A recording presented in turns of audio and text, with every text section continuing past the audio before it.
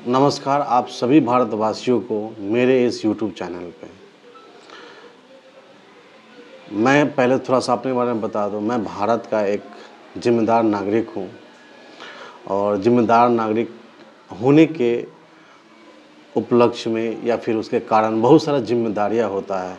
समाज के प्रति, देश के प्रति किताबों में पढ़ते हैं, पढ़ाते हैं, तो कभी-कभी कोई बात जो है लग जाती है, कभी-कभी किसी बात से दुःख हो जाता है। तो फिर अपना दुःख को ज़ाहिर करने के लिए किससे बताएँ, किससे कहें, क्या करें, क्या नहीं करें। तो चलिए आज से हम लोग एक प्रोग्राम शुरू करते हैं बातचीत। मेरे इस प्रोग्राम का नाम है बातचीत। बात करने के लिए मेरे पास आप हैं, मैं हूँ और इसके माध्यम से हो सकता है मेरे दिल की आवाज़ आप लोगों तक पहुँच जाए, मेरे मन की पीड़ा आप लोग तक पहुँच जाए। तो मैं अपने दिल की बात बताने से पहले मैं अपने आप को इंट्रोड्यूस कर दूँ। I am a teacher of a small private school। मैं अपने अध्यापन का कार्य लगभग 10 सालों से कर रहा हूँ। उस दौरान मैंने बहुत सारा उतार चढ़ाव देखा, बहुत सारा बदलाव देखा, शिक्षण संस्थान में बदलाव देखा, शिक्षा को बहुत अच्छे से करीब से जाना। तो ऐसे समाचार पत्र भी मैं पढ़ता हूँ, रीडिंग भी करता हूँ, अवेयरनेस रखता हूँ, यानी बहुत सारा क्रियाविधि मैं करता हूँ। यूँ ही मेरे दिमाग में एक ख़्याल आया। ख़्याल इस प्रकार था कि मेरे मन में ख़्याल आया कि मैं भाई थोड़ा-सा बात करूँ कि कुछ आंकड़े अभी हाल-फिलहाल में आ रहे हैं, है ना? हंगर इंडेक्स हो गया, उसमें भारत 107वें नंबर पर है। उससे पहले गरीबी का जो आंकड़ा आया, उसमें भी हम लोग बहुत पीछे हैं, है ना? कोरोना के कारण 7 करोड़ से ज़्यादा लोग गरीबी रेखा के नीचे चले गए हैं। तो 68% लोग जो हमारे भारत में हैं गरीब हैं। 68% लोग यानी 2 पॉइंट यानी कि 2 से कुछ ज़्यादा डॉलर जो व्यक्ति एक दिन में कमाता है, जिसकी कीमत ₹165 प्रतिदिन होती है, वो आदमी उससे नीचे अगर कमाता है तो वो गरीब है। एक बात बताइए कि ₹165 प्रति व्यक्ति आदमी कितना आदमी भारत में कमाता होगा? अगर 68% भारत सरकार पहले से कह रही है कि लोग गरीब हैं, तो अगर एक दिन का खर्चा एक परिवार का हमको नहीं लगता है कि ₹165 में वो 3 टाइम का खाना बढ़िया से खा लेगा। तो हम ये मानते हैं कि आज के डेट में मेरे अनुसार जितना अनुभव है, हो सकता है मैं गलत हूँ, 80% से भी ज़्यादा लोग गरीब है भारत में। 80%। 80% का मतलब हुआ 140 करोड़ का 80%।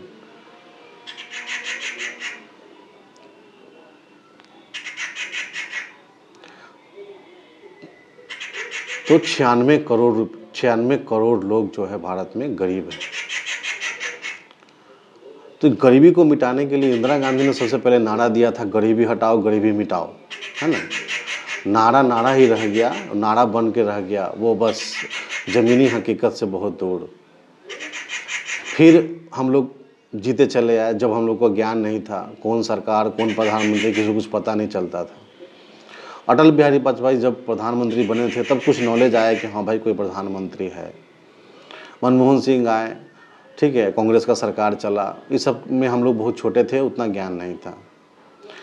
लोगों को बहुत उम्मीद थी नरेंद्र मोदी से, जब ये चुनाव प्रचार कर रहे थे, तो बहुत उम्मीद थी कि नरेंद्र मोदी जो है देश के में परिवर्तन ला देंगे, देश में क्रांति ला देंगे, देश में बहुत कुछ बदल देंगे।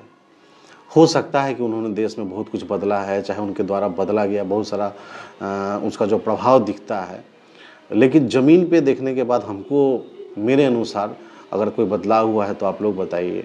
अगर उतना ही बदलाव होता 2014 से लेकर के अभी तक, तो ये गरीबी का जो परसेंटेज है वो कम जाता। हम लोग भी बहुत विकसित जो राज्य है, विकसित जो देश है, उस देश की कैटेगरी में आ चुके होते। तो ऐसे ही मैंने गूगल पर ऐसे ही सर्च किया कि फ़ोटो विथ पुअर मैन, आप लोग भी सर्च कीजिएगा, नरेंद्र मोदी के साथ गरीबों की फ़ोटो सर्च कीजिएगा और नरेंद्र मोदी के साथ अमीरों की फ़ोटो को सर्च कीजिएगा। तो मैंने ये अंतर पाया कि गरीबों की जहाँ-जहाँ उनकी फ़ोटो है गरीबों के साथ, वो फ़ोटो कुछ न कुछ देते हुए है, या तो अवार्ड देते हुए है, चाहे कोई मतलब सुविधा देते हुए है, या फिर कोई सरकारी योजना को क्रियान्वित करने के लिए गरीबों को, चाहे गैस सिलेंडर वाला बात हो गया, चाहे कृषि वाला बात हो गया, तो कुछ न कुछ देते हुए तस्वीर हमको गूगल भैया पे मिला। तो गूगल भैया तो झूठ नहीं बोलते हैं, हमको तो यही लगता है। और अमीरों के साथ फ़ोटो देखे भाई, तो एक से एक अमीर के साथ फ़ोटो है।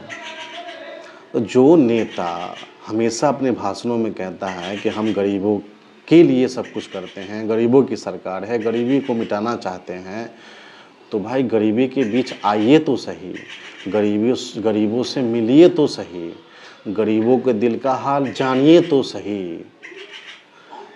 उन गरीबों से मिलिए जिनके बच्चे दिवाली के दिन कहते हैं पापा आज हमें एक नया कपड़ा खरीद देना, तो पापा कहते हैं बेटा कुछ दिन रुक जाओ, नया साल आएगा तो खरीद देंगे। पटाखे के लिए बच्चे कहते हैं कि पप्पा पटाखा ला दीजिएगा इस बार, ये बड़ा पटाखा कम से कम 500 रुपये का। तो आदमी जाता है बाज़ार, पटाखों का दाम पूछता है और ख़रीद के लाता है फुलझड़ी, और कहता है बेटा मार्केट में पटाखा नहीं था, पटाखा जलाने से प्रदूषण होता है।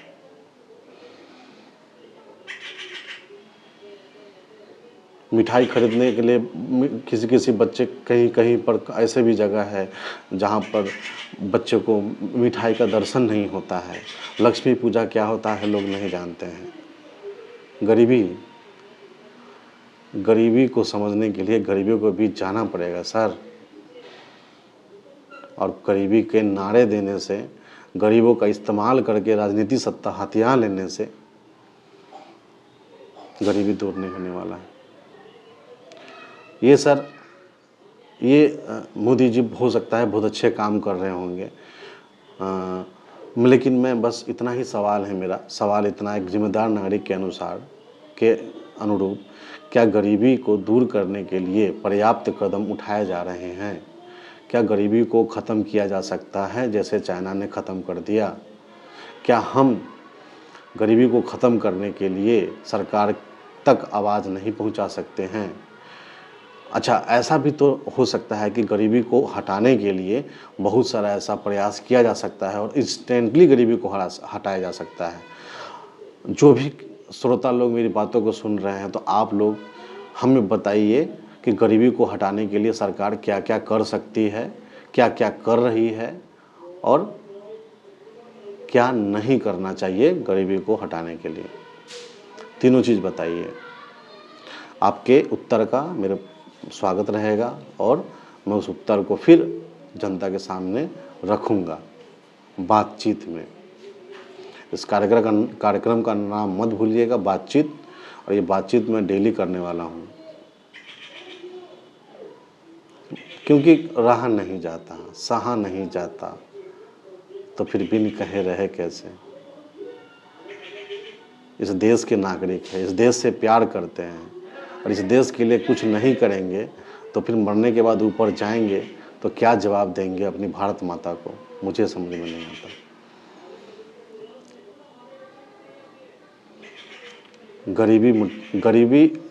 गरीबी के नाम सुनते ही देश में जो है ना कपकपी आने लगता है।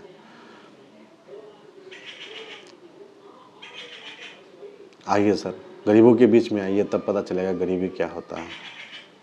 बिहार में आइए, बिहार के सुदूर गांव में जाइए, उत्तर प्रदेश के सुदूर गांव में जाइए, उड़ीसा के गांव में जाइए, झारखंड के गांव में जाइए, गरीबी पता चलेगा क्या होता है। एयर में ट्रैवल करने से, बड़े बड़े देशों का यात्रा करने से भारत के गरीबों की जो प्रॉब्लम है वो सॉल्व नहीं होगी। गांधी जी ने एक कहानी के माध्यम से समझाया था। कहानी इस प्रकार है कि बहुत भूखा आदमी था, कई दिनों से इधर उधर खाने के लिए तलाश कर रहा था। अचानक समुद्र के किनारे चला गया। वहाँ कुछ मछुआरे मछली पकड़ रहे थे। उन्हीं में से किसी मछुआरे को दया आ गई, उसने एक मछली दे दिया, वो बेचारा कहीं पर जाके पका के खा लिया।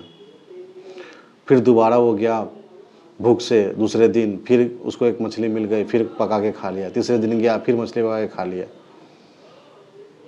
तो भाई गांधी जी ने कहा कि इस आदमी को मछली पकड़ना सिखा दो, इस आदमी को मछली पकड़ना सिखा दो, तुम पर निर्भर नहीं रहेगा।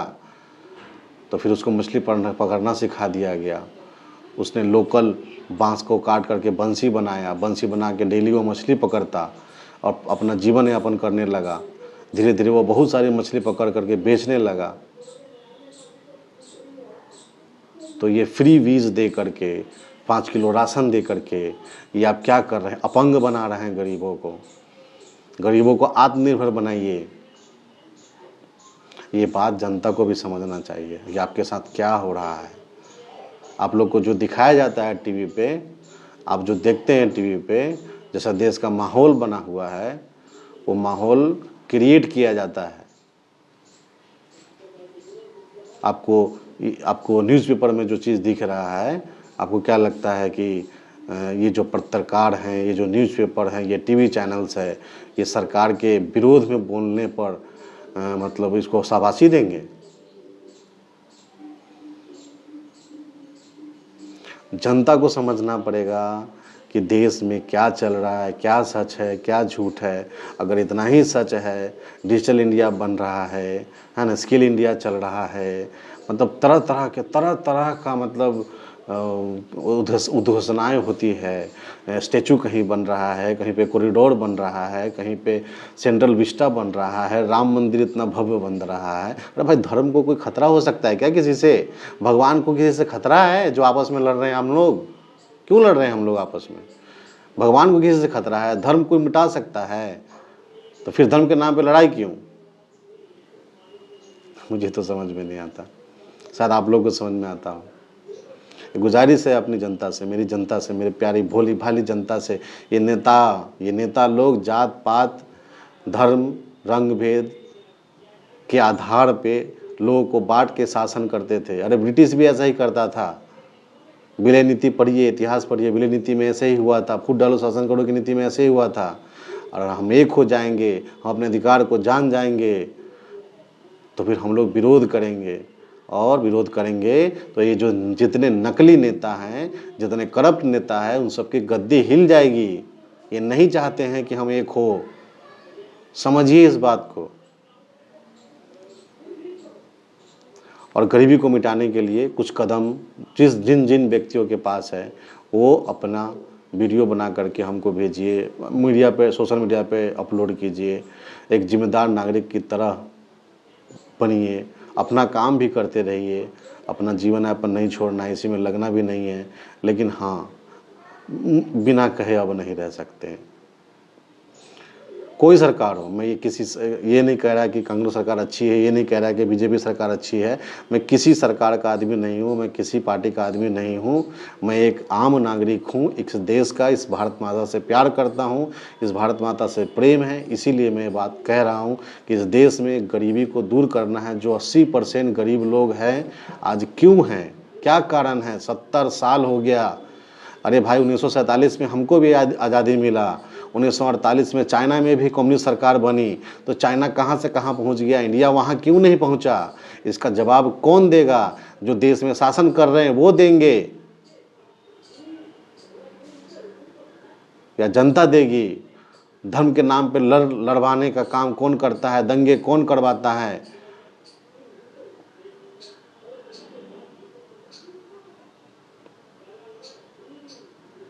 56 इंच का सीना है सर के पास। 15 लाख आने वाले थे अकाउंट में। 56, अगर आपने नोटबंदी किया तो फिर कोर्ट अभी क्यों मांग रहा है? 16 में आपने नोटबंदी किया और अभी के डेट में सुप्रीम कोर्ट मांग रहा है कि आपने किस कानून के तहत नोटबंदी कर दिया? तो क्या उस समय सुप्रीम कोर्ट सो रही थी? डेली एक न एक कश्मीरी पंडित को मार दिया जाता है। 56 इंच का सीना कहाँ चला गया? जाइए ना बॉर्डर पे, 56 इंच का सीना लेकर के आतंकवादी के सामने।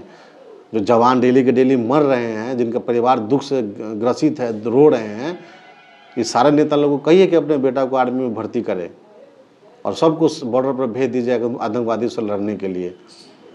नहीं, अपने बेटों को भेजेंगे इटली, जर्मनी, है ना, स्वीडन, नॉर्वे, फिनलैंड, अमेरिका पढ़ने के लिए। आएगा, पढ़ेगा, यहाँ बड़ा बड़ा इंडस्ट्री बनाएगा और बहुत सारा गरीब जनता का शोषण करके पैसा इकट्ठा करेगा और देश पर शासन करेगा, सेवा नहीं करेगा नेता का बेटा। वो बड़ा अच्छा इमेज आ रहा था फेसबुक पर, तेजस्वी यादव एक यूनिवर्सिटी का ग्रेजुएट का टोपी पहन के, कोट पहन के लेक्चर दे रहे हैं। ये आपको, हमको तो भाई हंसी आ गया देख करके। यहाँ तो गजीब स्थिति है, अनपढ़ है नेता, पढ़ा लिखा है स्कूल में प्राइवेट टीचर। कब तक चलेगा ऐसे भाई? और देश चलाना है, आईएएस जो ईमानदार आईएएस आईपीएस है उसको दे दीजिए ना देश, वो चला लेंगे नेताओं से अच्छा देश। चलिए फिर मिलते हैं। लेकिन हम गरीब करते हैं बड़ा बड़ा भाषण देते हैं कि हम गरीबी मिटा के रहेंगे। अरे 70 साल से तो नहीं मिटा है और बढ़ते चला जा रहा है। आने वाला 25 साल में, अमृत काल में क्या पता 25 साल में मिट जाए। ये आशा करते हैं, उम्मीद करते हैं हमारे महान नेता नरेंद्र मोदी से कि वो गरीबी इस देश से मिटा दें और भारत माता का जो बोझ है वो कम करें। उन गरीबों को भारत माता ही सहारा देती है, नेता नहीं देते हैं अपने घर में सहारा। गरीबों को तो नेता वो गार्ड गेट के बाहर रखते हैं, अंदर तो आने ही नहीं देते हैं और बात करते हैं गरीबी की। फिर कर मिलेंगे बातचीत में। आप सभी का आदर सहित स्वागत है। धन्यवाद, नमस्कार।